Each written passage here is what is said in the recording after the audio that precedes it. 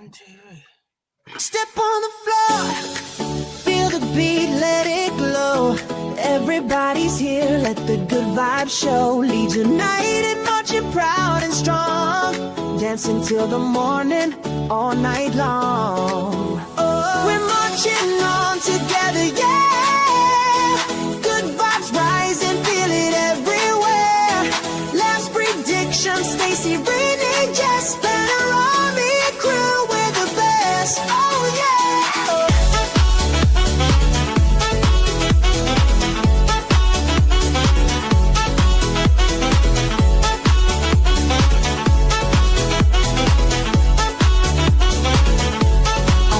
Day buzz, we're dancing in line. From previews to reviews, it's party time. Fastest finger first, let the quiz begin. Cheering for leads, we always win. Mental health, we're here for you. Laughs and smiles will pull you through. Light it up, let the music play. Spanner Army dancing all the way.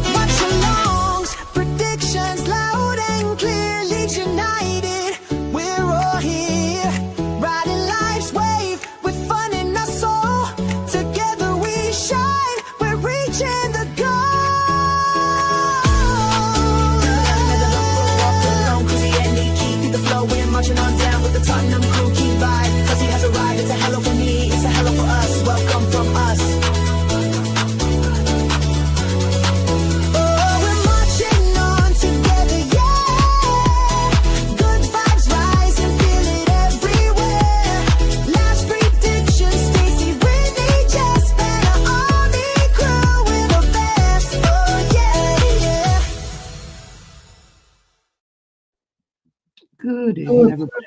Welcome into JSY Talks Crime.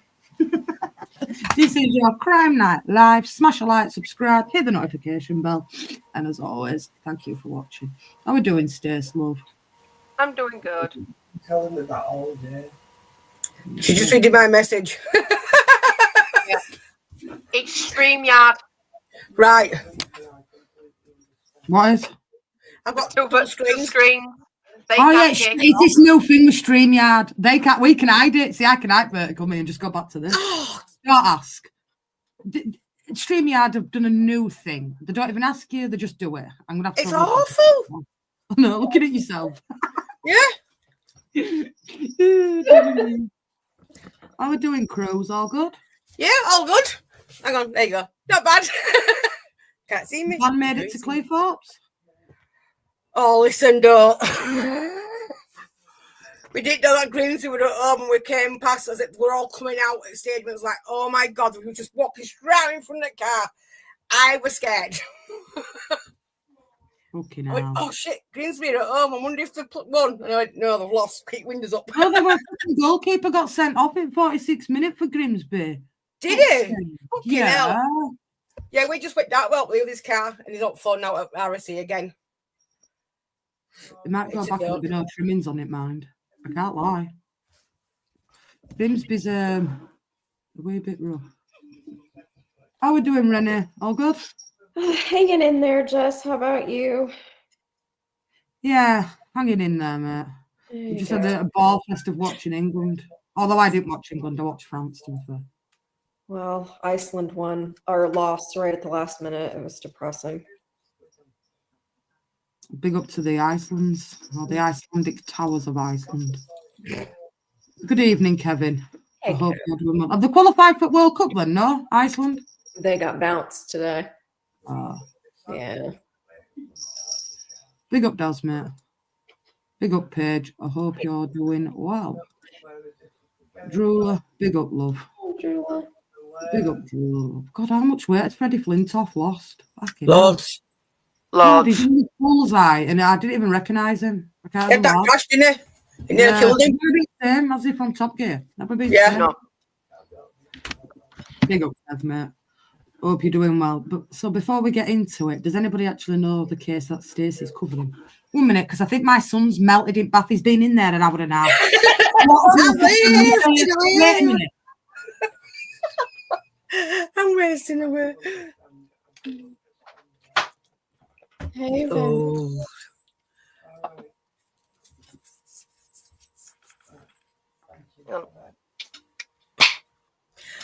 How the fuck did you stay so calm on the phone, then? Uh-oh. Mute your mic, Bob. We'll do a networking. There we go. That way. Oh, bless you, Thor. Jess is screaming at Harry right now. Get out of the house. Glad I'm not hairy right now. Oh, I should maybe be screaming at Zachary. Shaving his hair. Didn't even fucking sound like I was killing him. It's like, I need to freaking do your hair. You won't let me wash it. I need to keep it short. Exactly. You can either get it buzzed or you can get it washed. It's one or the other. I can't take you into a hairdresser because they won't be all the specific hairdressers that will probably deal with autism, but I'd rather do it myself because I can get it done without him attacking get it. someone. Yeah. I hear you. I don't. Oh, boy. Hang on. I'm assuming my dad just got off the phone with recovery. 6 kids, mind you. Stranded. Oh, jeez. Well, Kevin knows him. I know you know him, don't you? You know him, Renee, because it's American based. Yep, I know him. It's a scary, really scary story. Just Jules in the chambers. Mother, do you know? I No. probably do, but not. Look, listen, I'll be honest. It's been a mental week again. You know what I mean? And Yeah.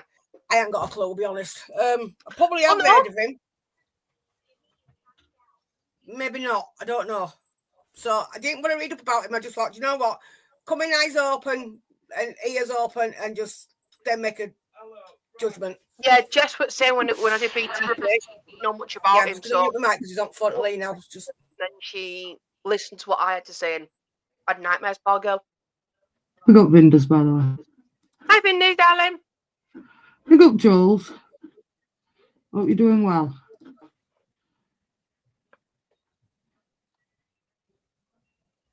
Right, stay sober to you, love. Ready when you are. Okie dokie doke. So, Kevin knows of him. Good. He may look like a novice. You're not wrong there, Kevin. Not wrong. Makes our fucking crimes look like a novice. It does. It makes our crimes look tame. I mean, look at him, he looks like a pastor, though. I can't even lie, you know. You wouldn't even think it if he killed all them. to be honest, I might actually know this. You might do. Yeah, right. Mike again is on phone stuff.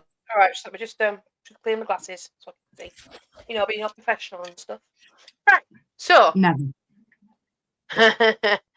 So tonight's topic is the Green River Killer, also known as Gary Ridgway. There is a lot of victims. I'm gonna keep up the gory details in the presentation. We can discuss it when we're finished at the end or halfway through, whenever Jess has got something to ask, or Renee will probably know as well as much as I do. I'll keep the gory details out, but he was a sick individual. So we'll get started, and then any questions we can answer. So, so Gary Ridgway was born on the February 18th, 1849 in Salt Lake City, Utah. As the second of 3 sons, his early life was troubled, marked with harsh upbringing from a domineering mother who often used corporal punishment. Ridgway later revealed conflicted feelings towards his mother, combining anger and inappropriate attraction, which included fantasies of killing her. His father, a bus driver, had a difficult marriage with Ridgway's mother and expressed frustration about sex workers his father, a bus driver, had a difficult marriage with Ridgway's mother and expressed frustration about sex workers encountering during his routes. Ridgway struggled academically due to dyslexia and low IQ, which led him to being held back a grade in high school. At the age of 16, he committed a violent attack on a 6-year-old boy who survived despite serious injuries. What made him attack a 6-year-old boy? The court I found is because he wanted to know what it felt like to kill.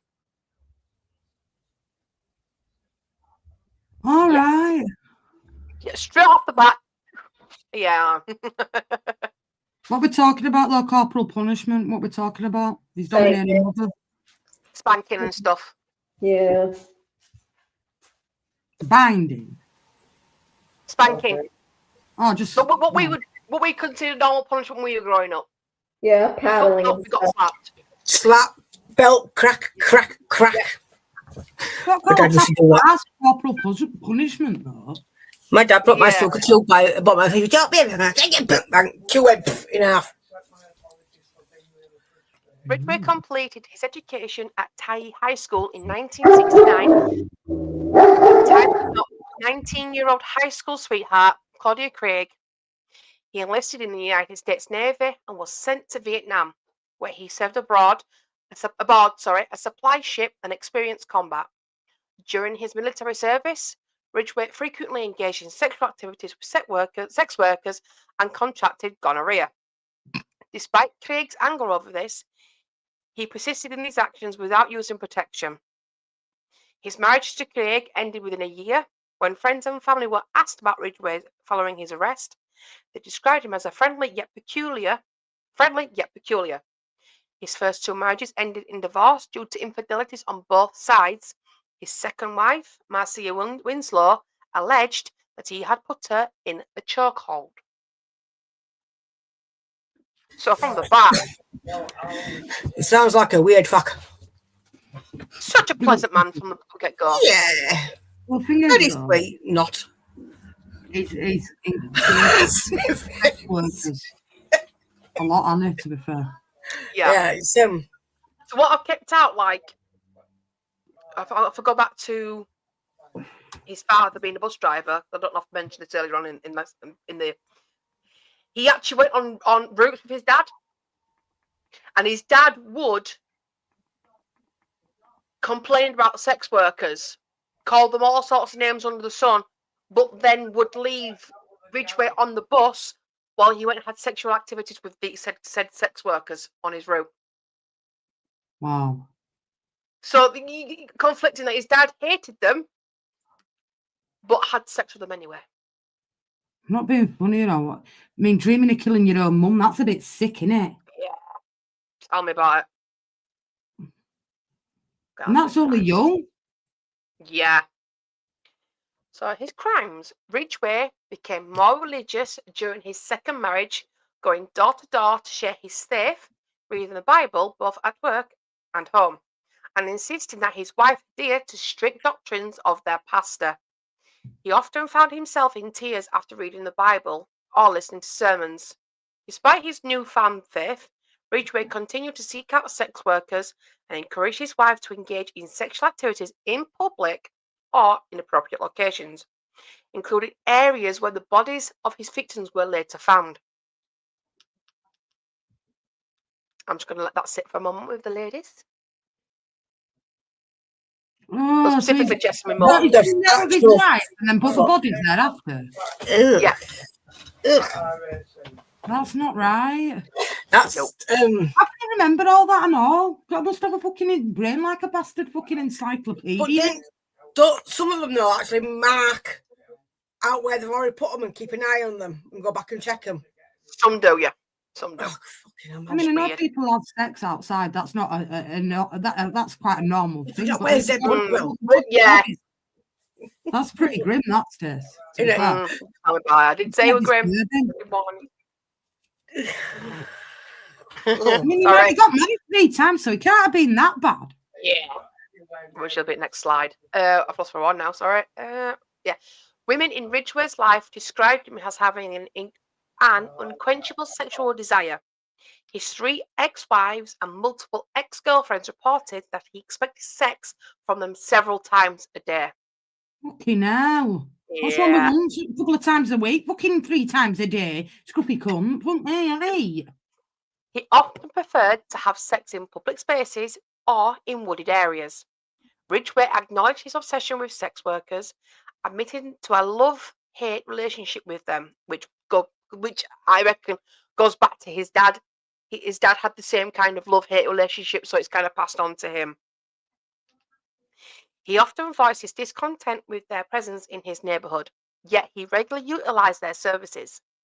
In a statement presented at his plea hearing, Ridgway expressed his disdain for prostitutes and his reluctance to pay for them for sex. Some have speculated that he was conflicted between his desires and his strong religious convictions with his second wife, Marcia. Ridgway fathered a son, Matthew Ridgway. So yeah. So he's got kids I then? think that's his only child. That's his only child, I think, as well. Is he still alive, his older kid then? He's never heard about his kid, yeah? Yeah, his son is still alive. From what I gathered when researching, he's still alive. You know, like that other one last time you did, you know about his daughter, but you don't hear him mention him, do you, to be fair? No. I think when it comes to children that have, when the fathers of serial killers, they'll either step away completely for the fear of ridicule and attack and stuff, and some, like BTK's daughter and son, came forward to help wherever they could. So it's a kind of the fear, which is understandable, because I know, like, I think BTK's daughter said the same thing. As soon as they found out who my father was, she got a sense of fear, because it's the sins of the father, innit, as the saying goes. Even though they didn't actually commit the crimes, some family members will get wrath from public because they happen to be related to the person that's done these horrific crimes. Mob justice and all that. Yeah, but you can't blame them for it, innit? No, that's the thing. You can't blame them, but some people do. They can't get the person that's done the crime. Not any of them, no. To be fair. Yeah. Don't move that stairs. Let me read it before you move it. Yes, mother. But Well, yeah, said it, how didn't wives know? Or how didn't, you know, when they were married, like, how didn't they know? Wow. There's a story. Must be a very good liar. It must have been very convincing, I can't lie. They said that it's people you least expect. Yeah, because to look at him, you just won't think it. Yeah, exactly. I can't lie. You won't think that way inclined. Looks can be deceiving. Exactly, that's what they're saying. Like I was saying before, Ted Bundy, everyone had this misconception of people that looked psychotic were psychotic. When Ted Bundy came out, and when people found out he was a mass murder serial killer, they were shocked because of his looks, his demeanor. Yeah, but what does a mass murderer look like? That's the thing. That's the thing. Before Ted Bundy, there was that misconception. They looked and acted a certain way. Ted Bundy came along and he threw that out the window. Yeah, with his charm, his good look. Look, don't get me wrong, he's a sick person, but he is a good-looking bloke. But coming out with his charm is how he managed to get away with it so long, because he just had that look and charm, and he was people just looked at him and trusted him. Before Ted Bundy? Yeah. Yeah, he wasn't a bad looking. No. And I know it sounds weird saying that. It's not like I'm going to start writing, he's dead, like, but you know what I mean? He was a good-looking bloke. You see, like, prime example, Richard Ramirez, the Night Stalker. Not a good-looking bloke at all. Yeah, that's better. You know what I mean? Yes, exactly. Yeah, exactly like that, Paige. Indeed. May I go on to the next slide? Have you Yes. So speaking of his marriages, so Ridgway was married 3 times. 2 of these marriages were during the time he was killing. So Claudia Craig Barrows, who was married in 1970 and divorced 2 years later. So that was while he was in the military, if I'm not mistaken. And then he met Marcia. They were married in 1973 and divorced in 1981. And his final wife, Judith, they married in 1988 and they divorced in 2002 when he made his confession. That one lasted quite a bit, the last one then, didn't it? Yeah, yes. I was just going to say that. Maybe if I'm true, look, she always says, don't she, the last wife, never thought it was a loving, kind man. Yeah, he was. It's amazing, And isn't it? she didn't believe he was capable of what he was accused of until she heard the confession. Yeah, She said that's she true. could not believe what she was hearing, and she straight up filed a divorce just like that. Because I don't know if it's over here. Gone away. Fuck that. Yeah, I don't know if over here, but I know in America, and Rennie might be able to back me up on this one. If you've got a spouse that's been done for a serial crime like this, you can get a divorce really fast. You can hear. Really quickly. Yeah, without you can hear. no like mediation or anything like that. No. It's literally, oh, my husband's a serial killer. I want a divorce. Divorce is granted like that. No, yeah, you can. You can get that here. Yeah. Is that right, Renee? It would depend on the state, I'm sure, but yeah, I would imagine that they would fast track those kind of divorces. Yeah. So, sorry, there is a lot of crimes. I tried to break it up a little bit. It goes on. So, during the 1980s and the 1990s, it is believed that Ridgway murdered at least 71 teenage girls and women in the vicinity of Seattle and Tacoma, Washington. In his court testimonies, Ridgway later mentioned that he had taken so many lives that he lost track of the number. That's crazy. Yeah. That is so weird. That's so creepy and crazy at the same time. Mm. The majority of these murders took place between 1982 and 1984. The victims were thought to be either sex workers or runaways, whom he would pick up along Pacific Highway South. Ridgway occasionally showed the women a photograph of his son to deceive them into trusting him. They would engage in the sexual acts, and after a few minutes of intercourse from behind, Ridgway would wrap his forearm around the front of their necks and use his other arm to pull back as forcefully as possible, strangling them. Most of the victims were killed in his home, his truck, or in isolated locations. The majority of their bodies were discarded in wooded areas surrounding the Green River, Seattle, Tacoma International Airport, and other designated areas within South King County. He's a fucker in his own house. Where's So he used a long strip to dump the bodies, if I'm not mistaken. I have no words. I ain't finished yet, Mum. I wish I was.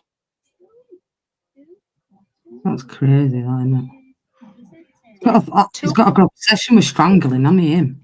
Yeah.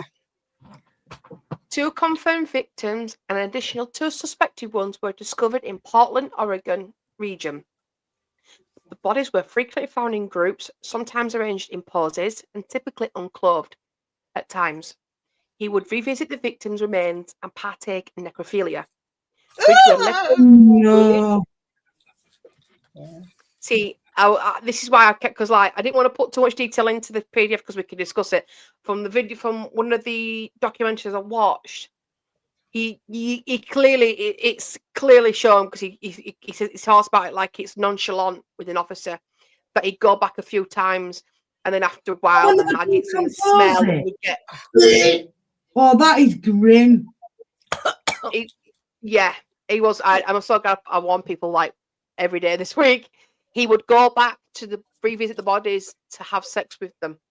But they were decomposing. And then he said he'd do it for a few times until it got to the point where the maggots and the smell was too much. Oh, that's enough. Yeah. Oh, no, that's sick. That's really sick. Ridgway later clarified that he did not derive greater sexual pleasure from necrophilia. Rather, engaging with the deceased diminished his desire for a living victim, thereby reducing his risk of apprehension. On occasion, Ridgway tainted the disposal site with items such as gum, cigarettes, and personal documents belonging to other individuals. He even moved some of the victims' remains across state lines into Oregon to mislead law enforcement. He was cold, calm, and calculated when he knew. He knew what he was doing. What he was doing. No. Fucking hell, man. Nothing phases him, does it? No.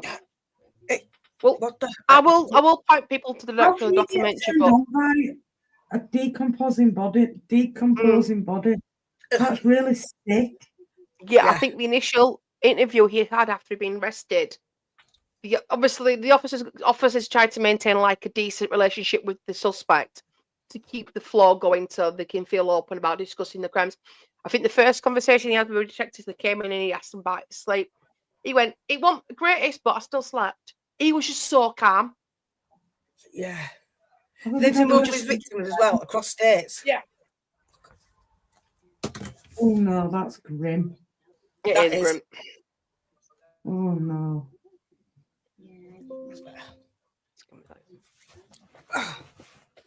Yeah. Remains of Ridgway's first identified victim were discovered in July 1982.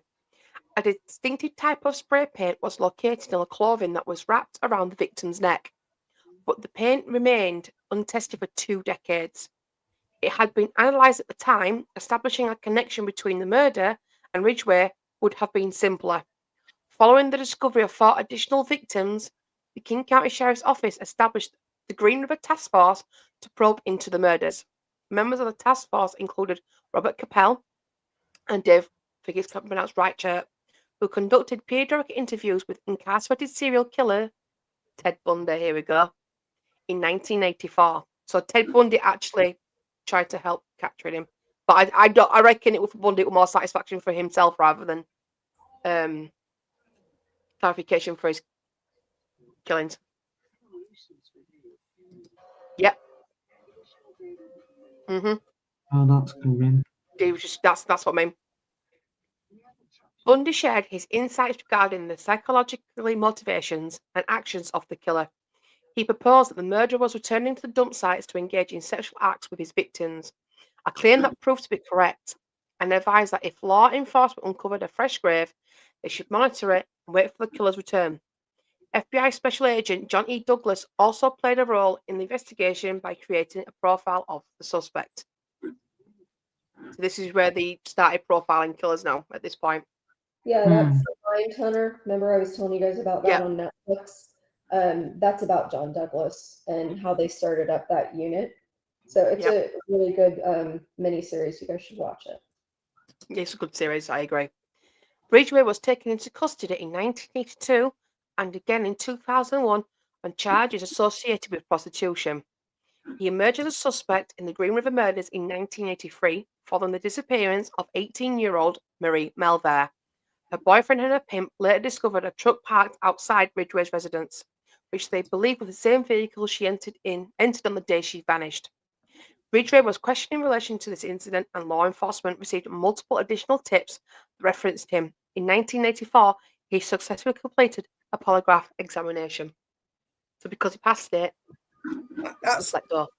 But they had a piece of piss to pass them out. Then yeah, he didn't do it. Easy though. And they went on the words of that he didn't do it over a fucking wow. Fucking hell. The next few slides will show the 48 victims that were confirmed to be killed by Ridgway, along with 6 other women who have been linked to Ridgway, but also was not part of his trial due to not needing more information. Was not part of his trial due to needing more information about the victims. What's up? What's that? Second, just mute. Hang on a minute. He killed over 70, but they could only prove 48. Yeah. Which maybe because I thought 48 were enough and what we're point charging him with anymore because he won't be getting out of prison when he's dead. Because that's what I like about America. Once they die, they still stay in the prison until they've done the full term, even though they're dead. Here they don't do that. Yeah, right. So the next, I think there's 9-10 slides, roughly, of all the victims. You the piss go now. Yeah. No, I'll just go for the slide. So these are the victims. So we've got Wendy Lee Caulfield, and obviously previous mentioned Marie Melvare, April Buttram, Patricia Yellowrobe, Deborah Lorraine Estes. Sorry, I'm killing these names. Yeah, I know it now. Colleen Renee Brockman. These are all confirmed. Yvonne, have a type, does it really? Because they've all got different hair colours. No type. Yellow, just prostitutes and runaways. That was it. So Yvonne, Shelley Antosh, Carol Ann Christiansen, Linda Rule, Kimi Kai Pistor, Cheryl Lee Wims, Cindy Ann Smith, Shawanda Lee Summers, Patricia Ann Bartak, Shirley Marie Sherrill, Denise Darcel Bush, Andrea M. Childers, Mary Bridget Meehan, Kelly Ware, Constance Nawan, I like that name, Constance, Giselle Lavaughn, Sandra K. Gabbert, Pammy Edvin, Roberta Hayes, Marta Reeves, Martina T. Arthur Lee, Mary Sue Bello, Debbie May Abernathy, Kimberly Wilson, Lisa L. Yates,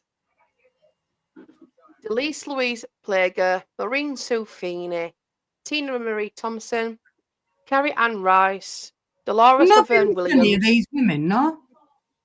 What? See, no, Nobody because missed the any of runaways these. or Well, runaways that's or one of the prostitutes. reasons he got away with it is by going. What is out- that why? Because the prostitutes, nobody really Yeah, thought and out of. runaways. Yeah, they didn't care about me. They just thought they were a piece No. of mouth, so they didn't really give a shit. Really sad. Alma so these and- women can just kind of go missing and no Yeah, one looks. I'll You get know. to that jeweler. Alma Ann Smith, Opal Charmaine Mills, Terry Renee Milligan, Cynthia Jean Hines, Gail Matthews, Tracy Winston, Marcia Chapman, Deborah Lynn Bonner, Wendy Stevens, Lorianne, Potnick, and Tammy Lillers. Now, these are the victims that were 48, as Jordan put, there is 49, and that's a bit later on. So these are at the time of his trial, his initial trial, these were the 48 victims he was convicted of killing. But they never got him for 48 victims. They only got him for about 3 or 4, didn't they? Then he admitted all these ones after, didn't he? Yeah, and then after, and then he just confessed to all of them. And when they confirmed his and everything, yeah. So these what he was actually done for, these 48. So the next slide is these victims that are still missing. These next 3 women are listed on the official Green Rivers homicide list. These remains missing till this day. Therefore, no charges cannot be added to Ridgway. So we've got Casey Ann Lee, was a 16-year-old girl. She was last seen on August 28th, 1982, in the area of South 200th Street and 30th Avenue South. This area is just east of Pacific Highway South. Listen. Then we've got Kelly K. McGuinness, was 18 years of age and was last seen on June 28, 1983 at South 216th Street and Pacific Highway South. So the frequent Pacific Highway South. Yeah, they're all in the same zone, aren't they? Yeah, and Patricia Ann Osborne was 19 years of age and last seen on October 28, 1983 when she left an area at North 115th Street and Aurora Avenue North in the city of Seattle to walk to a nearby restaurant. So these are 3 that are on his on the website for his homicide list, but they need to find them or any information. So victims still missing. Police are currently trying to locate the next 3 possible victims of Ridgway. Whereabouts these women or their true names or names of associates and relatives and when these women were last seen are unknown. So we've got a Linda Jackson or Willendall L. Wells. This photo was taken in 1983. This female has been identified as Linda L. Jackson and Willinda L. Wells. She's not been seen in King County since early 1983. So, Michelle, question mark. This photo was taken in 1980. This female was last seen in Seattle during the December of 1980. She may have gone by the first name of Michelle. She has ties to the New York area. And then we've got someone called Anne, but no picture. Police are still trying to identify a possible missing female known only as Angie. Angie was an associate of the Green River victims, Tammy Lillers, so we've got there's a connection there. She was last seen in downtown Seattle in the summer of 1983. Angie was last known to be from the Marysville area. Described as a white female, 17 to 18 years of age at the time of contact. 5'4" in height, 110 pounds, with curly shoulder length, light brown hair, and greenish blue eyes. She's been described as very pretty and a Barbie doll, last seen wearing blue jeans. Pretty sad that all these have gone missing and nobody's missed them. Families and that. Yeah. Families and that. You know what I'm saying? And at young ages as well. If we didn't have prostitutes in this world, put it this way, there'd be more sex attacks, I'll tell you right now. Yeah. Yeah, and Yeah, one's just up near us as well. These serial killers, the ones that go after prostitutes, they know what they're doing. They go after these women. A lot of them are addicted, undiagnosed mental health issues. Like, these women just go missing and then no one looks for them. And that's one of the reasons he was able to do what he did for such a long time. It's really pitiful. It's sad when it Renee. That just because you do a job that's, let's just say, not politically correct, that none of them they weren't bothered about. Now, if that had been somebody else, like middle class, 2.4 children, job and everything, it's a different fucking story. It's pretty sad that he got away with all them murders. Exactly. Yeah. And these were people's kids, you just wonder. They've all got families, Renee. You know what I'm saying? That's what I don't understand. Like, when this starts happening, like, it's like when homeless people go missing, like, or when you see homeless people, you're like, where's your family? I don't know. Everybody's got a mother and father in it, Renee. They're all born with a family, and it's pretty sad that. It is. It's pitiful how people just don't. And the prostitutes, a lot of people, they're not bothered. Yeah, exactly. That's it's like that in England, though. Even with Jack the Ripper and that, it was like, first one with a prostitute, she was a prostitute, she deserved it. Really? Yep. That is such and then when it was an innocent girl. You did not have prostitutes in this world. There'd be more people touching your kids. Facts. Trust me. That is true. It's really, really sad. I get really sad when it's these cases, and they go after prostitutes and it goes on for years. You think though, right? Would you want to do that job? Because I couldn't do it. I don't know. I mean, it's a risk, innit? You don't know you're getting in that car with. That's why I say it's got hotline. I think that's why a lot of these women are addicted, to be able to function. Do you know what I'm saying? Like, yeah, that's why they're all drug addicts, isn't it? So the function with job, I'd be like that. You'd have to be, wouldn't you? Yeah. They don't give a shit. Exactly. They have to self-medicate to be able to do what they do. I agree. I don't know. Sorry. Short timeline. Talk. The short timeline of the case. On July 15th, 1982, the remains of Wendy Lee Caulfield were discovered in the Green River. Within the month, 4 additional bodies were located along the riverbank. Deborah Lynn Bonner, Marcia Faye Chapman, Upper Shemaine Mills, and Cynthia Jean Hines. This marked the beginning of one of the most extensive and prolonged serial murder investigations in the history of the United States. Don't you think, though, his way of disposing a body were quite unique? Like, he chucked them all in the river. Like, a lot of people put them up or they bury them in shallow graves and everything, but like to chuck them in the river, it's the same bit as well. The strange one, in water as well gives you evidence. Yeah. Oh, but it's strange. He always stuck to that. I mean, how many bodies did he put? And they were all right next to each other stairs. Mm-hmm. It's not like he put them in graves at all. He just chucked them in the river. He just stuck to the same spot. Yeah. Yeah. Worthless. Do you know what I'm saying? He did. That's basically, he dumped like they were worthless. Ultimately, the deaths of at least 48 women would be associated with the Green River Killer. So, November 2001, Gary Leon Ridgway was apprehended and later charged with the murders of Cynthia Jean Hines, Marcia Faye Chapman, Opal Shemaine Mills, and Carol Ann Christensen. In April 2003, Ridgway faced charges for 3 more murders: Wendy Lee Caulfield, Deborah Lynn Bonner, and Deborah Estes. So those ones that got him on at first, even Busy didn't realise he'd done that many, did they? Yeah. No. In June 2003, in return for the prosecutor not pursuing the death penalty, Ridgway consented to plead guilty to all murders he committed in King County. He also agreed to provide complete, honest, and straightforward information regarding the crimes he had committed in King County and to respond to all inquiries during interviews conducted by detectives or the prosecuting attorney.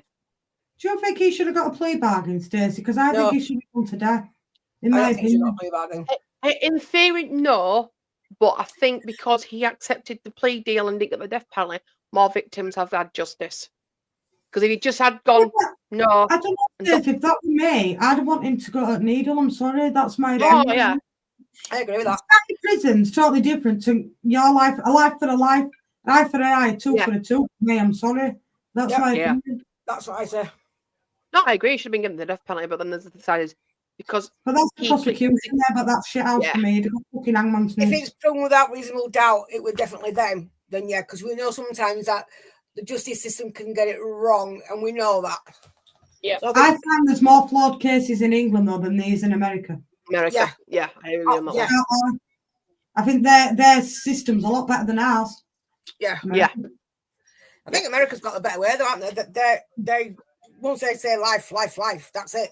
That's We don't it. have that How here. many people have committed murders, then they've come out and murdered again, then gone back in. If for me, Yeah. life means life, so you live, you stay in there till you die. You don't come back out. No fucking chance. I agree. If you get given 25 years and you die within that 25 years and you're still in prison, if you've got 5-10 years left on your sentence, you should remain buried in the grounds until it's time for you to be released from the prison. That's what America does. They don't do that here. But when they say life is life, that's what I like about America. Yeah, when they go out, And it's that's 25 years. But they don't do 25 years, so because It's they do 15 something out for behaviour. No, if it says life, it means life. If you took a life for me, you should never come out of prison. Facts. Yeah. Can't lie. It's like, I know last that got attacked by her ex-partner. I was good friends with the mum. I used to work with the mum. And he got 27 years. And he's got to do 24. And then after 24, he's allowed to come out on license with tag on. But he's got to do 24 years. He's not allowed to come out before then. He nearly killed her. It was pebs and everything. Last in Wakefield. Stamped her head out. An eye for an eye, a tooth for a tooth. Yeah, I agree. If you committed a murder, it's you don't come out. That's my opinion. It might seem harsh, but that's my genuine opinion. Isn't it? No, I agree on that one. Because if that were your kids or mine, like that were Harry or that were your Zark or that was Stacey, so I'd never want to see him come out of prison. I can't lie. Yeah, no, I agree. Yeah. What Bin does. I believe if you commit a crime to that extent of that, if you kill somebody, you should be done for murder and you should be locked up for life. You should be allowed to go out and play fucking streets and run around and getting pissed and enjoying your life. Shit, having PlayStations and all this crap. Yeah. Get fucked. Yeah. You did nothing. Solitary confinement. Look at four walls all day. My heart bleeds. Stuff. Yeah, no, it's it's wrong. You know, I mean, that cunt got off lightly, killed nearly 50 people, and he just stays in prison for the rest of his life. What justice is that? That's like here, right? How many partners get murdered by their partner? Domestic violence, male and female, not just going female, going both, and they get 47 years. 80%. It's wrong. It's disgusting. Probably 90% of killings is by somebody that you know. Yeah, they have to say that, don't they? Yeah, that's what they say. Should I continue? I think the justification for why they gave him a chance at a life sentence was because so many women were still missing. And the idea was that they could at least give these women Christian burials and figure out who was still gone. Do you know what I mean? Like, you know, I don't know if I agree with it or not, but that was the idea, was to give families some closure, you know, and find women that they were never going to be able to find these women otherwise. Yeah. Okay.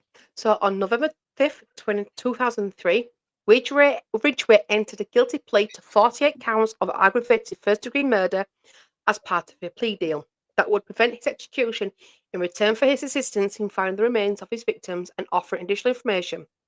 In his statement that accompanied the guilty plea, Ridgway clarified that he had murdered all of his victims within King County, Washington, and that he had moved and discarded the remains of 2 women near Portland to mislead authorities. 1 minute, sir. So, you know, did they find all them 48 bodies then? Yeah.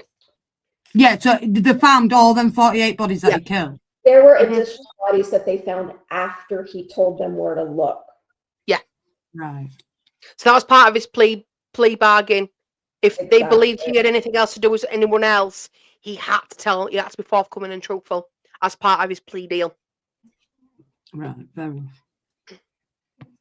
I'm not saying he didn't deserve the death penalty. I'm just saying that was why they did that deal with him, because they needed more. There could have been like hundreds of additional missing women, and they were never going to find those bodies. Yeah. Yeah, and that's fair, but my opinion is an eye for an eye, a tooth for a tooth. You go, We'll all have different opinions on it. We don't have, none of us get nasty about it, but and I've always believed No, it, I'm agreeing with you, Jess. I agree. I understand why they did it, because they wouldn't have got them bodies rented out. I totally understand it. Yeah. But my still belief is he still should have been given lethal injection after that. I can't lie. You know, that's a cruel man. I'm not saying doing 1 or 2's right neither, but nearly 70-odd people. What an evil. And then going back to doing them dead. And then doing that to them after they died and they're decomposing, man. That's wrong. There's something wrong here. Like, seriously, that's one cruel, evil man. Well, you'll like this next bit then, Jess.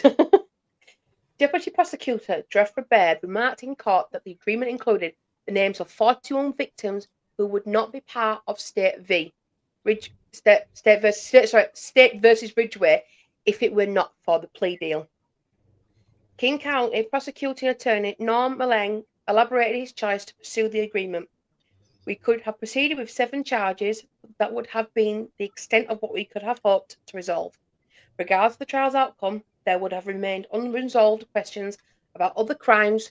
This agreement was path to uncover the truth.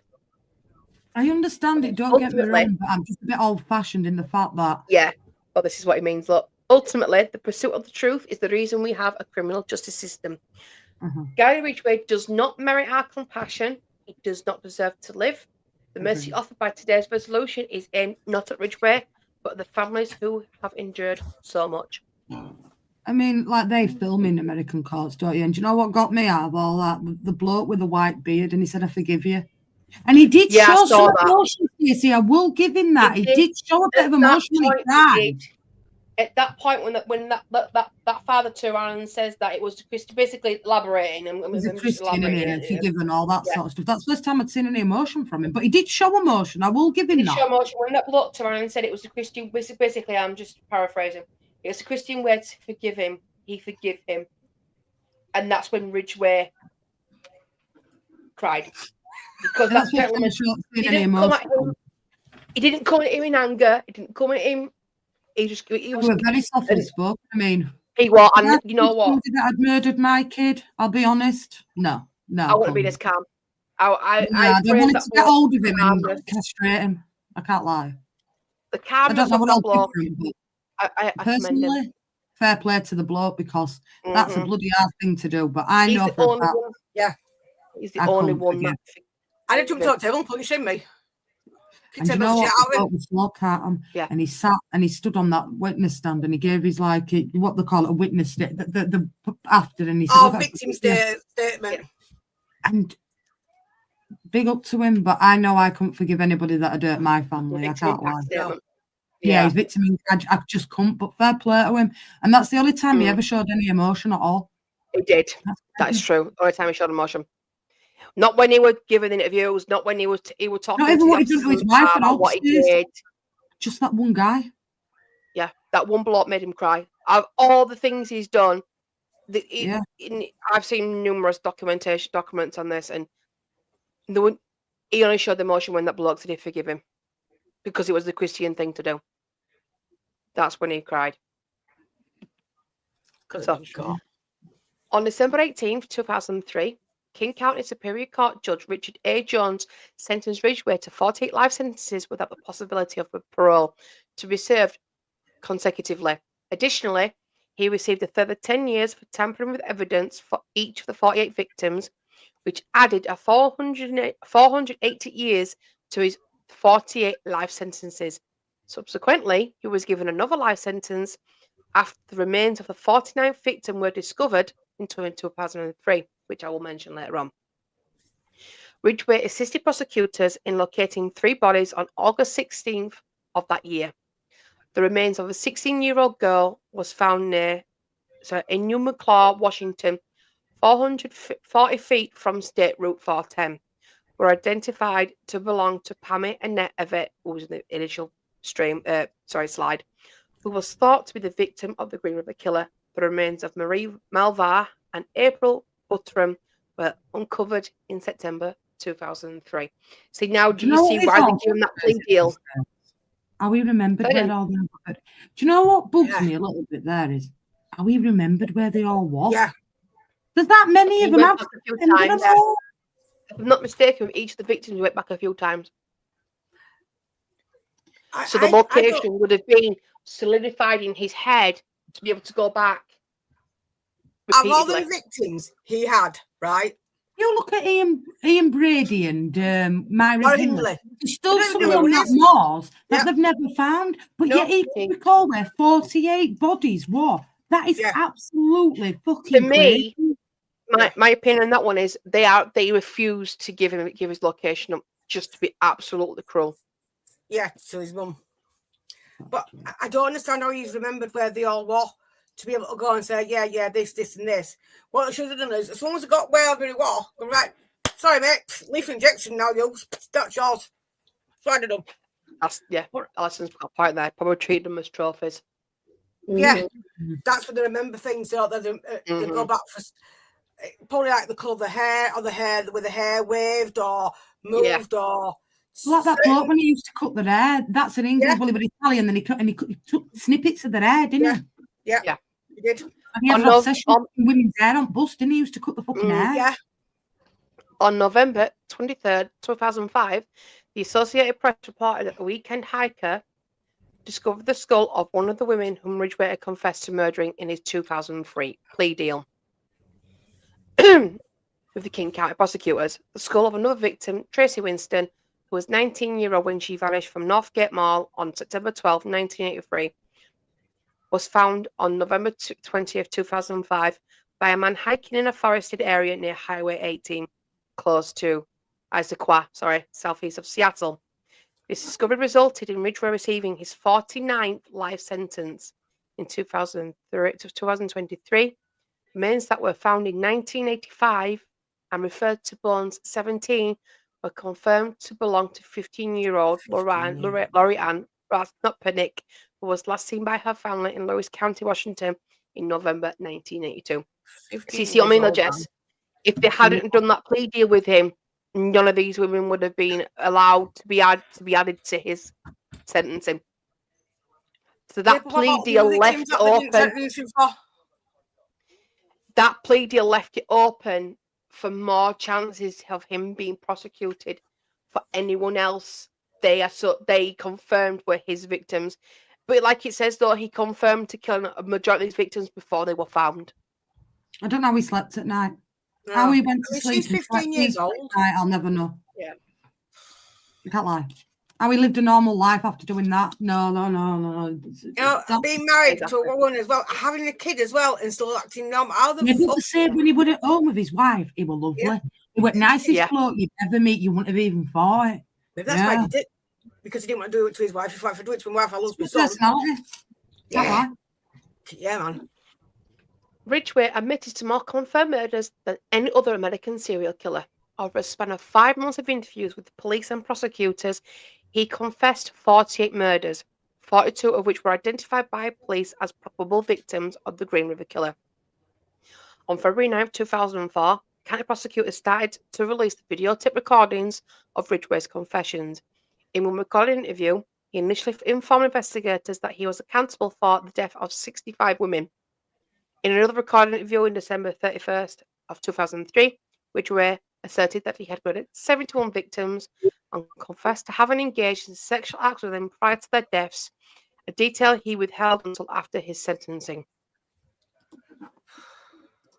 In January 2004, Ridgway was placed in solitary confinement at the Washington State Penitentiary in Walla Walla. Subsequently, on May 14th of 2015, he was transferred to the USP Florence High, a high-security federal prison located in East Canyon City, Colorado. That's a bad prison. Is that a bad prison? Sorry, Stace. That's a really bad prison. Basically, everyone that's in there at Florence is in 23 hours a day of lockdown. Like, you're in solitary confinement. You will never see another person. You will never speak to another person. That place is bad. Bad. They put that. They make a film about that, and not a film, a program about that as well. That probably. I'm pretty sure that the Unabomber is there, and it's so that they cannot have any physical contact with anyone. Like it's a bad place. High security as well. And I think I've seen the program about that actually. That prison. That's the kind of place you don't come out of alive. You know what I mean? Like you die in there. Yeah. Following public Because they burn them outcry, on ground, don't they, as well? Right. They've got actual burial sites on the ground. And then families have come back years after they've died to take them out to put them in a proper grave. So Yeah, that's not the place you want to get sent to in the US. following public outcry and discussions with the governor, Jay Inslee, in September 2015, Corrections Secretary Bernie Warner announced that Ridgway would be returned to Washington to ensure he was easily accessible for ongoing murder investigations. On October 24, 2015, Ridgway was flown back to Washington State Penitentiary in Walla Walla via a chartered plane from US Police Florence High. In September 2024, he underwent a brief transfer from Washington State Penitentiary to King County Jail for several days before being returned to WSP. Authorities did not provide any explanation for the transfer. However, the transfer order was unsealed in March of 2025, revealing that Ridgway's temporary transfer was aimed at assisting in search for additional victim remains. Why are they letting him just come out? I don't get that. Initially, in a separate recording interview in December 31st, 2003, Ridgway stated that he killed 71 individuals and admitted having sexual relations with them prior to their deaths.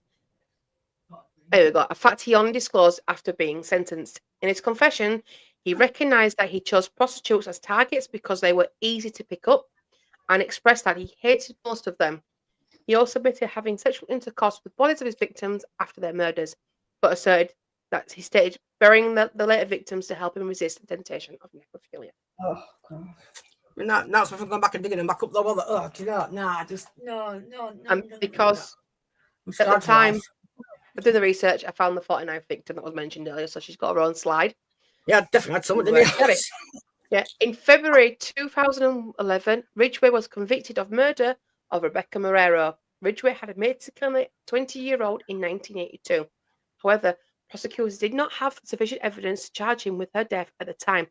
Her remains were discovered in December 2001 by teenagers who were exploring a ravine. And then obviously, the Green River Killer, Green Ridgway. What are your thoughts? Come out of this so we can go full screen. Pardon my language, but fucking monster. Yeah. I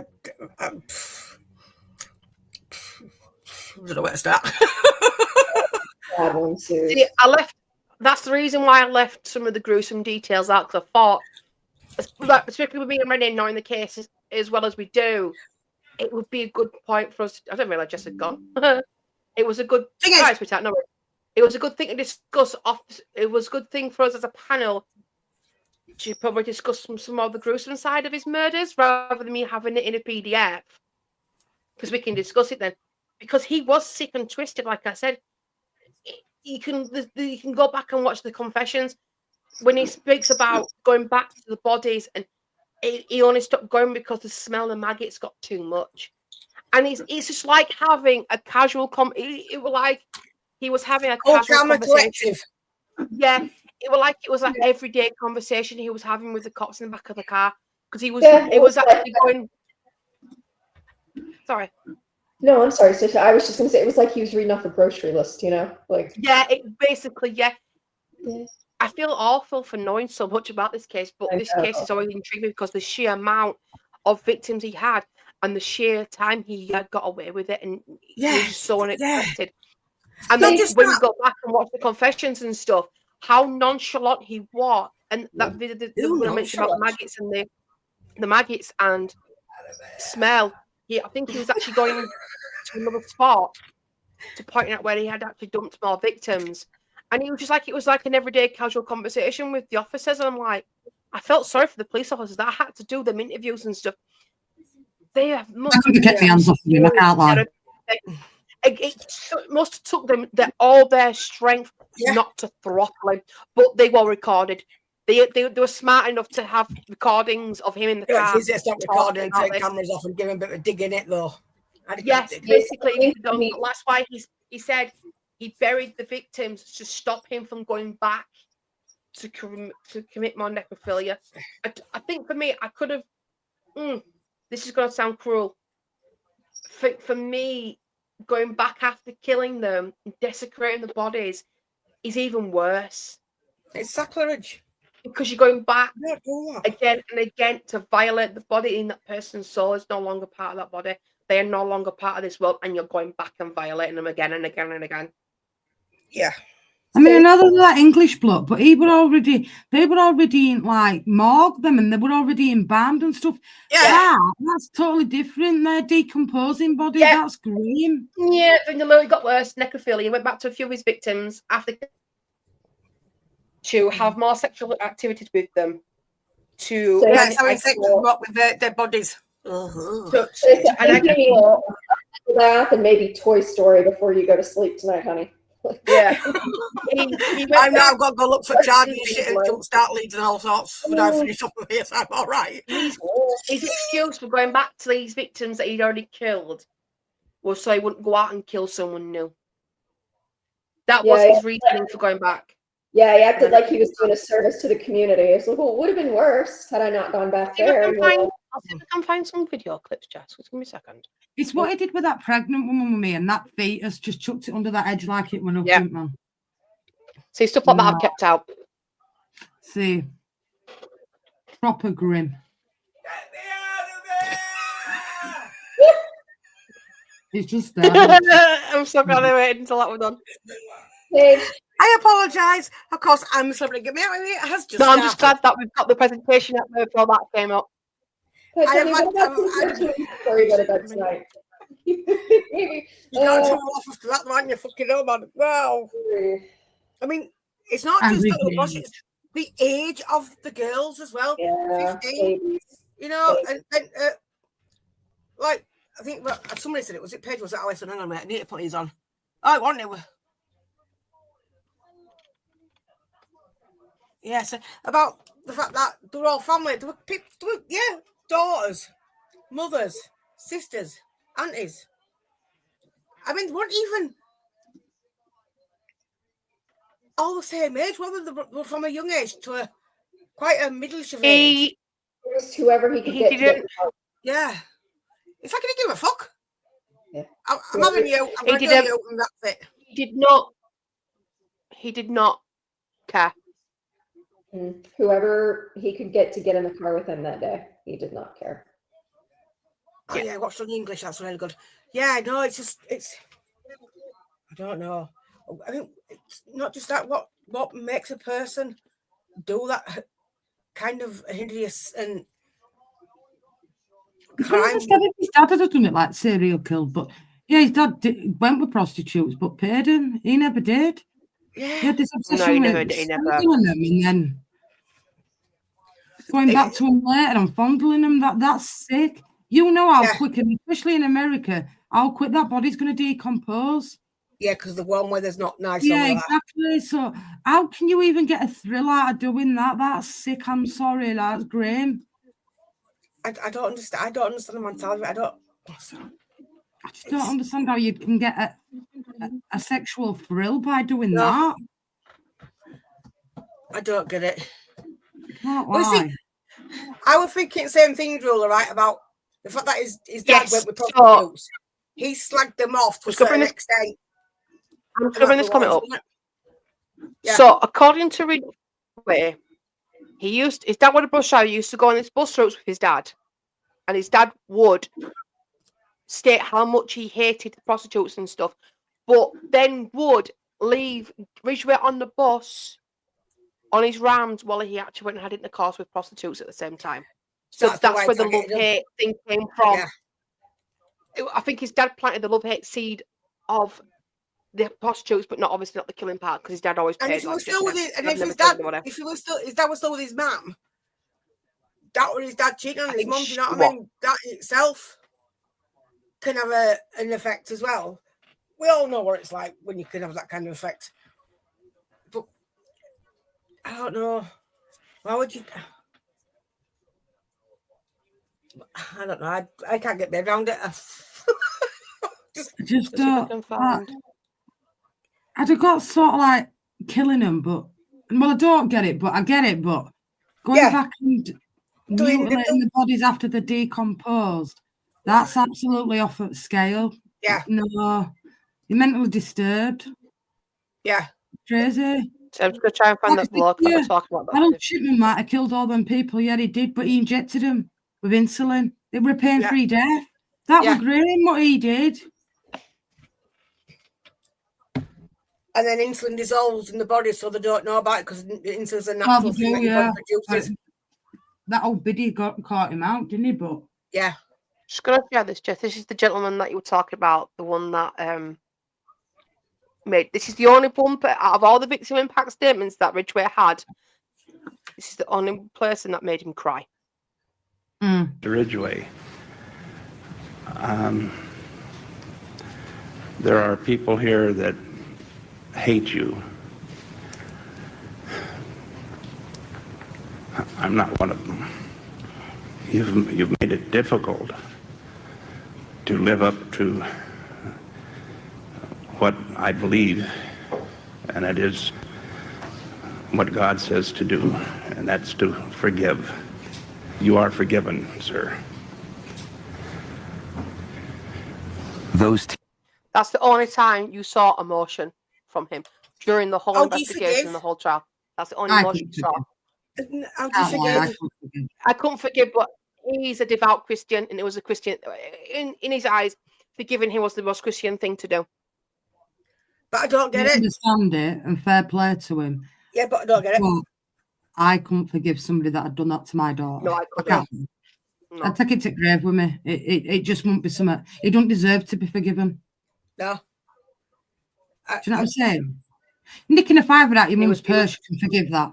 But forgiving fucking somebody that had murdered your kid, his daughter, fair play to him, big man to do that and to stand on that box and say, look. It does. It takes a bigger person to stand up and say, I forgive you, but I just couldn't. I couldn't do it. I don't want to gouge his eyes out and jump across that box and smash his face in. I can't lie. Yeah. I made sure my fingernails were all sharp because all real fingernails do like scratch his face a lot, man. Ugh. I agree. Very religious. Do you know what? I forgive you. What a man, to do that. Yeah.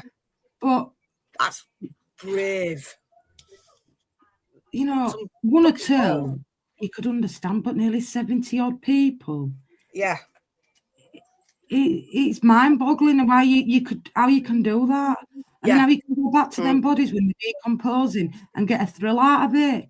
Like, you're not wired up right. But then live another life where you've got a wife and kids and a job and, you're doing really well. Yeah.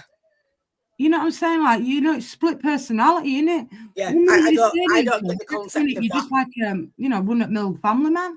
Yeah. Well, BTK, he was another one that was like that. Like, people knew him for years. He had the 2 kids. The kids were like, he was a normal dad. Wife was like, he was a normal husband.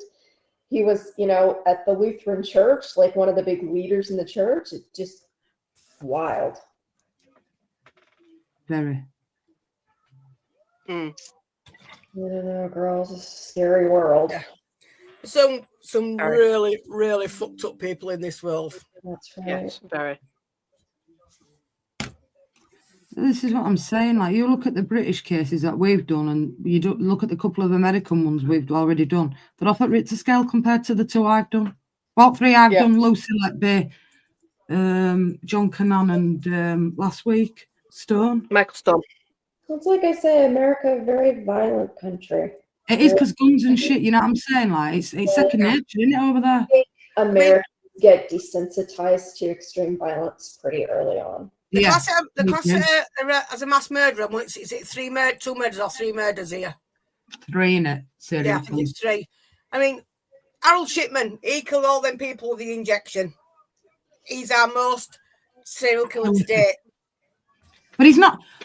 Look, this sounds really shitty, but compared to what he did, I know what he did were wrong, right? But he injected him with insulin and it was pain-free. That was it. Yeah. You know what I'm saying? And he conned him out of the life insurance, so he got stuff on Will. Yeah. So that guy. That's all. I'm not saying what Harold Shipman did were right, because it certainly wasn't. He was in a trusted position. But at the end of the day, Pales in injected comparison.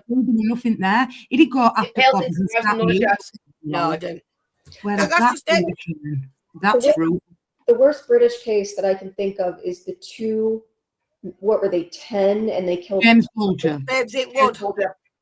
That was one of the worst. Like, Yeah. Big up, Robert. And they blamed it on that film, Chucky. Why they did it. And you know what? They're another two that, in my opinion, should have never, ever got a second chance in life. They get to because they're underage. They get let out, like, fresh start. You go again. You know, they did to that little boy. If you do that with toddler and you're still at a young age like that, you're still, I mean, that's a soft age. 10, 11, what they were. You don't need to be out there walking around. Yeah, because they've committed as a minor. That's what it was. Because they were minors when they committed the crime. They got out. It's like that here in some cases too, but they've made it to where if it's a really bad crime, and it depends on the state. Each state is different here. But like in most states, especially here in the South, if you do something really, really hideous, they can try you as an adult. Like, it depends on what it is. You're telling me at that age you should know right from wrong, because of course you know right from wrong at 12 and 13 years of age. You know that what you've just done is wrong, seriously wrong. And you should be tried as an adult if you've done something like that. You know it's wrong. You've done it. You've committed the crime. You should pay for it. You should get out at 17 years old. Go out with your life. Big enough to take a life. Big enough to you know. Just because you turned 18, you're not safe to be outside, like mixing it up with other people. No. And how many times have they been put back inside since they've been released at 18? Quite a few times. Frequently. One of them very frequently. Yeah, but one of them came out, was out 2 years, not even 2 years, and he got caught having pictures of children in unpresented positions and stuff. Took it back in. Then he got let back out again. He's a serial. I can't remember the last name. Was a serial offender. He's a serial offender. And they knew that. As soon as they locked him up, they should have locked him up for life. Both of them for life. That at 10 and 11, leading a little boy off out at shopping mall and doing that. It's crazy. Watching a video of him walking out with him as well is horrific. But you know what? As the years have progressed, there's more and more killers now that are under 16. I was watching some a couple of weeks back about killer kids in Britain. Yeah, I watched that. Amazing how many kids are locked up for murder these days. Do you think it's all the violent video games and shit that they get their hands on young now? Because I for a long time I kind of resisted that. I was like, no. But honestly, now as I get older, I think it might be that, because all of these shooting games and stuff when kids are young, like, it's violent. I'm not so sure it's a good thing for young kids to be seeing. I do think it kind of desensitizes your brain to it. I think there's a certain age, and I think like some of these gaming nowadays, you know, they're violent. And then if you've watched that Killer Kids, there's certain ones that'll say, well, this happened in Resident Evil or that happened in that game, and I just wanted to reenact what they did in that game. Yeah, it took somebody's life. Yeah, the violent video games and shit like that. And I suppose how kids are brought up. I don't know, because I don't think you can use that as a defence, or you're brought up because... Give me Frogget any day. I was brought up and I've seen a lot, but that didn't make me turn into a serial killer. Do you know what I'm saying? It sets you on the path. Rather go that way or you go that way. For me, I went down that path of I never want to go through what I see or want Harry to see what I see growing up as a kid. Yeah. You know what I'm saying? It didn't make me the other way. Do you know what I'm saying? So I think...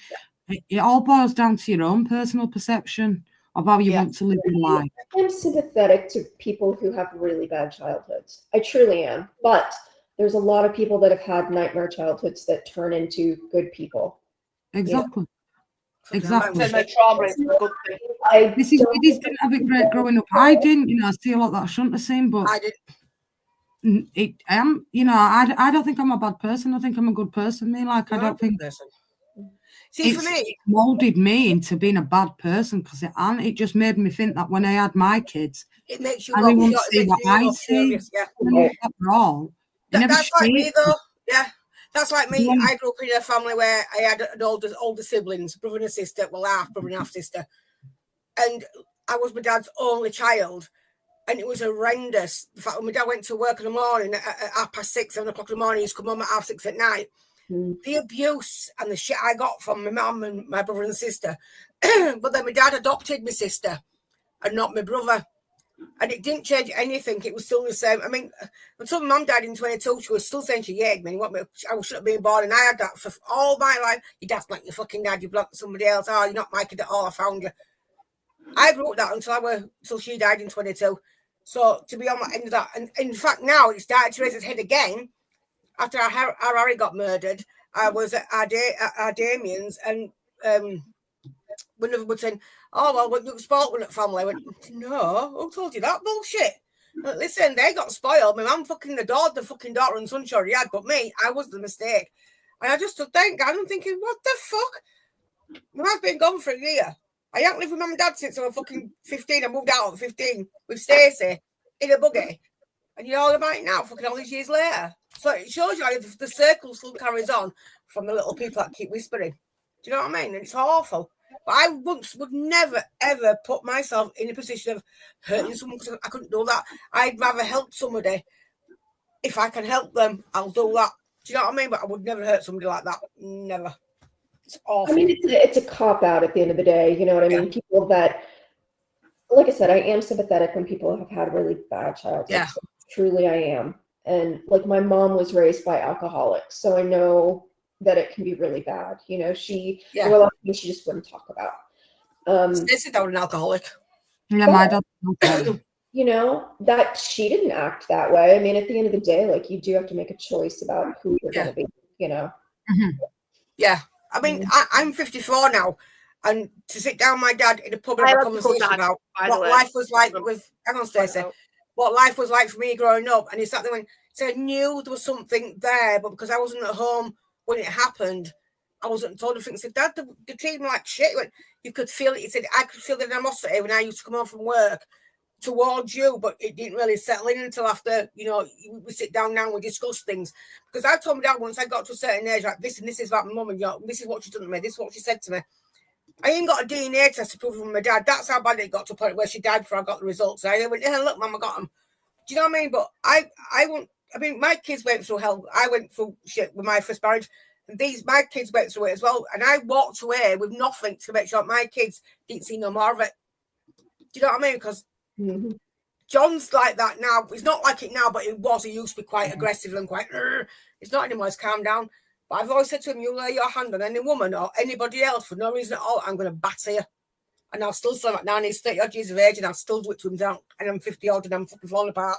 I'd kick his ass. I'd fucking kick his ass. And does. Well, nah. So, yeah. Sorry, I forgot to mute mine. Yep, you would. Yeah. I've always made sure my kids always respect. Don't matter who you are, what you are, as long as you are respectful, then respect is earned. It's not so given, it's earned. If people respect me, I respect them back. No matter their lifestyle or who they call themselves, don't mean nothing to me. I respect them. I'm always scared. I like it that way. If I won lottery tomorrow, I wouldn't want to do with it all. I'd probably give most of it away. I like living as I am. won lottery, I'd give just a nice big chunk. Listen, I like being Paul Cruise, you know what I'm saying? Like, money's the root of all evil, man. It causes so many arguments, man. I'm telling you that money and people are just so greedy and self-centered. I just think like more people should be a bit like this channel, you know what I'm saying? Give everybody an opportunity, whether, you know, whatever they look like, whatever they are, whatever creed, sexuality, religion, race. But not everybody's like that, unfortunately. Well, I'm a short, fat, crazy bitch who don't give a fuck. Society dictates a way that you should live because too many people are too bothered about what they've got, what they own, what materialistics they've got, what long as they're keeping it with Joneses and I've got the latest car, the latest kitchen, all this shit. I think when you die, you can't take it with you. But does money make happy? Not really. I think it makes more people unhappy than it does happy. I had a neighbour like that. Every time she brought her kids new trainers that she used to send them out of my house, knock on the door and go, oh, look what my mum and dad's just bought us. I'm like, so what, the work? I work. Although I'm the dickhead who spends all my own boozing and fucking drugs. But yeah, I worked. And it got to a point where I used to say, listen, stop sending your fucking kids round. My kids don't need to know your kids are going out and buying Nike trainers and Adidas and all that kind of shit. It's not worth it. How long will it last them? A week? Fuck that. £10 hair trainers is all right for my kids. You don't need to understand what it's like to have expensive shit because it don't last. In fact, the most expensive thing they ever got, well, she got a mobile phone I got from when I worked at Bella Media, which is, of course, Virgin now. And John got a pair of Deacon fucking boots for his birthday. That was it. Nothing expensive. It's not about how much. It's about how you make life. £1 million. Don't really matter, does it? No. Not for me, No, don't I'd really. rather. People are money oriented, though. Say though, if I ever won that amount of money, I would never get rid of my van. Because that's my precious. My precious. Fuck off, we're getting that traded in for something decent, Cruisy. I'll be using it tomorrow. I've got to sit on the dashboard yet. I've got a bit. I'll say a prayer when she takes that van out tomorrow, peeps. You know what I'm saying? I've been cutting little holes in my hands with my legs in all fucking streets. Yeah, but It needs. Listen, I don't give a shit. Do you know what I mean? I mean, I've took some shit over that van out there, and you know what? I don't give a fuck. I've laughed. I've said rightly so, Cruisy, because it is a rust bucket. Do you know what I'm saying? It is, yeah, of course it's a rust bucket. What did somebody say, mate? It wouldn't be a VW rust bucket. It's all she says, it. But that's just it, you know. You know when I say something right and when I say something wrong. And I've been in situations where someone said something wrong, like, you don't do that, you don't say that. You know, yeah, I might agree with what you've just said, but you don't say it to the face. You know, keep your opinion to yourself. If you haven't got a nice opinion to say about something, don't say it at all. Unless it has to be, it needs to be said. Well, it's true, innit? If you've got not nice to say, yeah, don't fucking say it. Or, you know, certain people you do have to intend because you just get to a point where you're like, do you know what? I've took enough of your shit. Yeah. I'm going to say something. You know, I have an ear. Yeah. I did that with somebody that we all know. You get to a point, you have to say something. You know what I'm saying? Yeah. Like, you can't sit on your laurels. No, but Ebony's saying, not Ebony's coming and telling me what Mum said about me. I said, Ebony, listen, because his face looked bothered. She goes, no, and don't let it bother you. Because she's looking at me, she's leaving somebody else alone. Don't let it get to you. It doesn't bother me. Because I tell you why, because she won't say it to my face, but she'll say it behind my back. Well, I found out my brother's been going around telling people I'm crazy because I take meds for depression. Oh, yeah. Well, I must be in that category then because I take medicine. No, I was like, seriously? Thanks. I mean, it's crazy because you take depression tablets, does it? I take depressing tablets. Believe it or not, for my, guess what you call it now? Menopause, sweats. And when chemist saw me, went, oh, just doing your review for your medication. Oh, yeah. So how's your depression on your tablets? Went, depression? What depression? She said, oh, you take it? I said, no, they're for my hot flushes. He went, oh, yeah. I'm not psycho yet, you know. Don't bother saying that. Many people are judgmental though when they find out you take like depression or shit like that. Yes. I would absolutely agree with that. Do you think you're fucking cool? Or think you're thingy, like you're wired up wrong or something? It's like, nah, you'll try being depressed. You can't comment until you know what it's like. Like I won't lie when people say it's a chemical imbalance. I'm like, bullshit, no. No. I don't believe it is a chemical imbalance. I believe it's genuine. That. Yeah, no. Oh, Smithy, what you like? It is a pile of crap, but it's my pile of crap and it's good. And it still works, you know. It gets you where you need to go. It does. We'll be tomorrow as well when Sonny's not here. We need to use him. You watch your bread down tomorrow now. Don't you put the holy water on the van.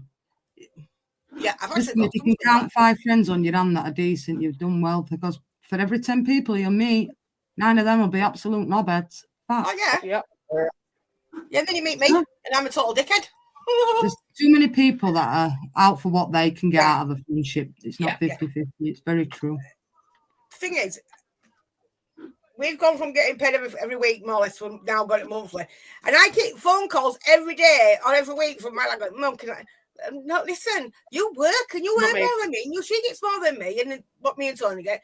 And why can't you survive on what you get? We do. Why can't you? I don't get it. Save your fucking money. Keep your friends close, keep your enemies even closer. It's very true. Yeah, thank God. The enemy of my enemy is my friend or something like that, isn't it? Yeah, something like that. Yeah, greed is the root of all evil as well. Yeah. It's true. Yeah. So like I said, my dad's on about his money. He wants a wide awake wake before he dies, because he don't want us lot pissing up the money, having a piss up while he's dead. He wants to be with us, celebrating his life. Why not? Weirdo. Who wants a wide awake wake? Yeah, it's what he wants. He says, what's the point of me having a wake after I'm dead? Because I can't meet nobody, can't have a drink with nobody. I'm dead. So why don't I have a wide awake now while I'm still alive so I can get everybody together and enjoy whatever time I've got left, have a big party, spend some money, and then there we go. What's that? And then die gracefully after. Oh, I'm not dying gracefully. I'm going out with a bang, me. I don't give a fuck. Run some fucker over with my van. If it's still a road. If we're going out, I'm going out strong. Live today. Very true. Live each day as if it's your last. Yeah. Well, that's just it. I mean, Harry's gone. He was 19.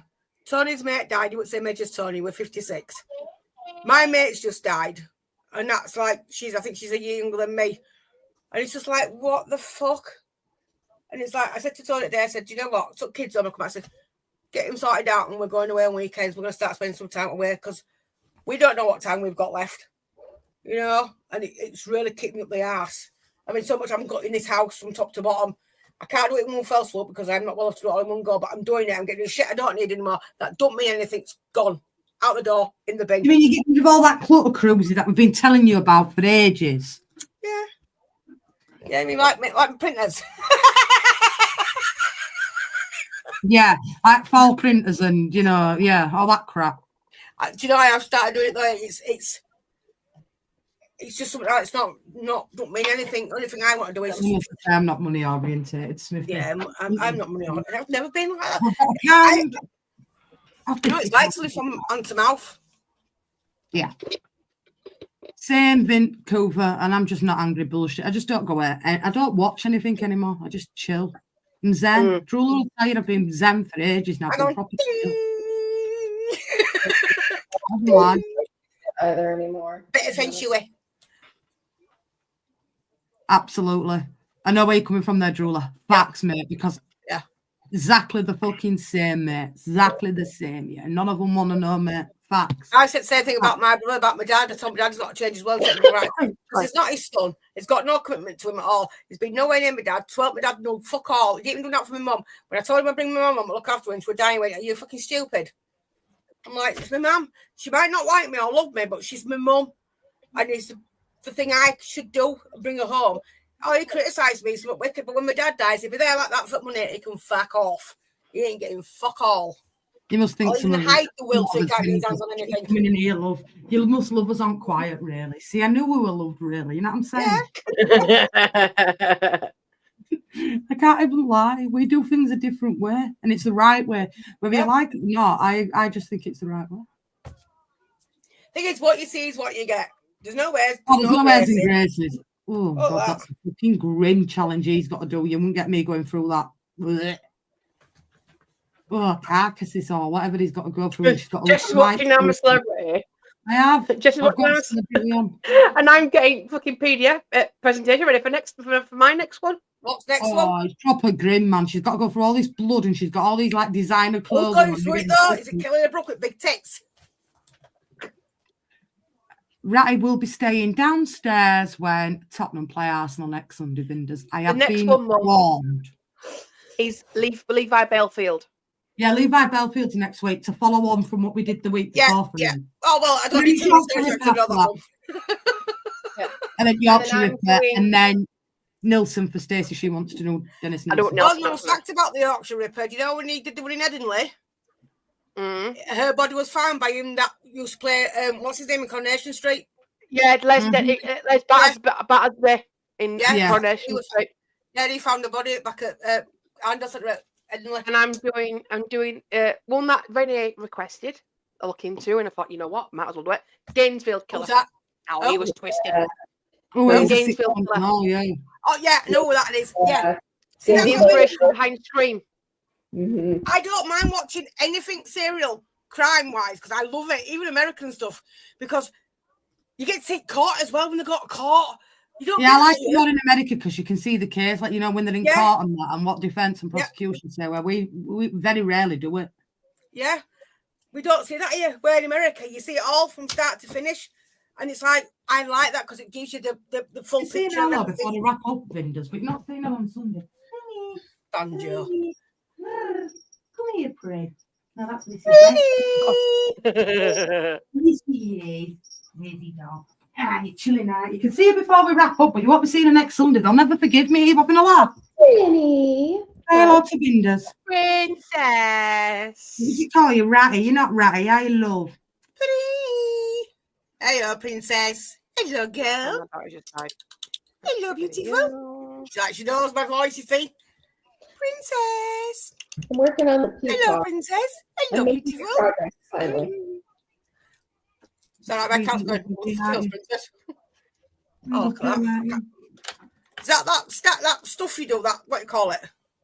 This one's cross stitch, yeah. Yeah. So it's coming along finally. Yeah. I've got the cross stitch and everything. Hey. Yeah, but she looks like a mouse compared to your dog. Yours is a big fuck off thing. I just got a big fat cat. So have I adopted.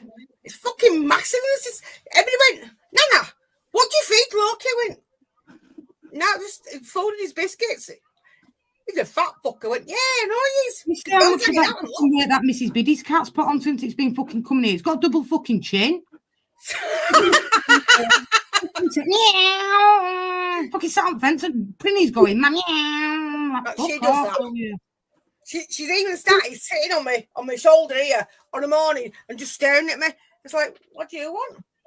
I want feeding. Meow, meow. Fuck off. She don't like me when I'm nice for that peacock. She might have it done by this time next year. It said it's keeping this because I'm doing it through this app. It says it'll be done March 31st at the current rate. No, leave it surprised. March. That's what it says. It says March 31st at my current rate. I'm currently 7% done. Well, because there's been no football played, but don't worry. I'm getting strummed on Sunday. Fucking hell. We fucking did all right, didn't we? I didn't think we were going to start a day. Oh, England? Oh, don't start me off about England. That was what a boring game that was. I watched France. Yeah, you should make me watch it. Did I watch France? I paid £2.50 and watch France. I can't lie.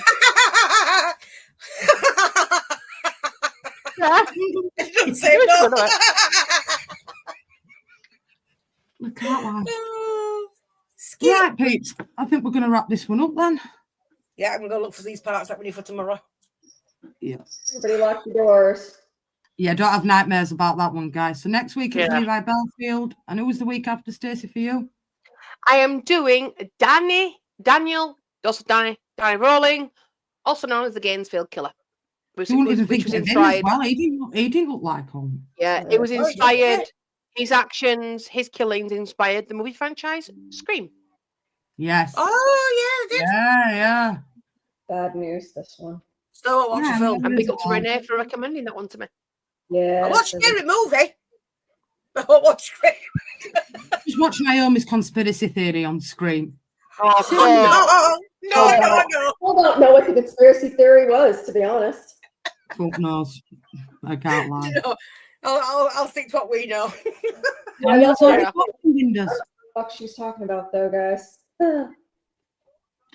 Indeed. So next week's Levi Belfield. That follows on from the Lynn and Megan Russell case. So you'll understand why I think it's in next week. So that's next Sunday. But it will be Saturday next week instead of Sunday because we've not got much football to be doing on the Saturday. So we're going to do a couple of Premier League games and then 8:30 crime night. So I hope you do enjoy it. Bless up to everybody that's joined us today. It's been an absolute pleasure. I love these crime streams on a Sunday, away from the football, really respectful and nice, and we can have a good conversation. So big up to everybody. I hope you enjoyed it. If you have got any recommendations that you do want doing, leave them on, go on Real Crime page and leave them on there. I'm sure me and Stacey can get them in. But big up to the panel, big up to the chat, and there's only one thing left to say. It's a good night from me. And it's a good night from her. It's a good night for me. And lock your doors and lock your windows and stay out of the U.S. Yes. All of us. Oh. Lord. Green Sea, Green River, avoid it at all costs. And happy Thanksgiving for Thursday, Rennie, in case we don't see you. Oh yeah, happy Thanksgiving for Thursday. Thanks, everybody. Happy Thanksgiving to you as well.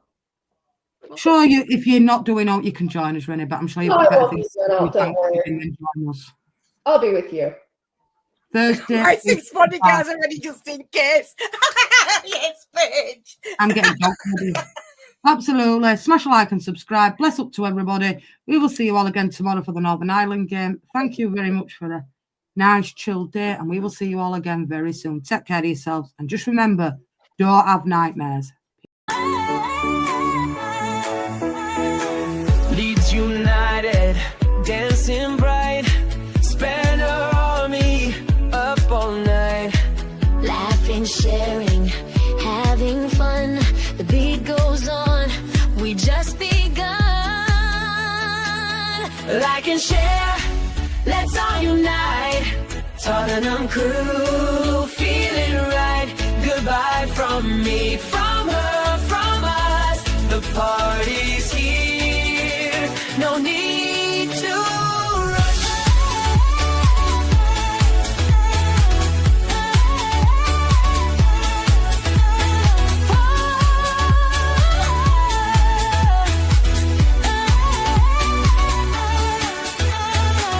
Army strong, the baseline drops. Spin around, the fun won't stop. Laughs and cheers, a groove we made.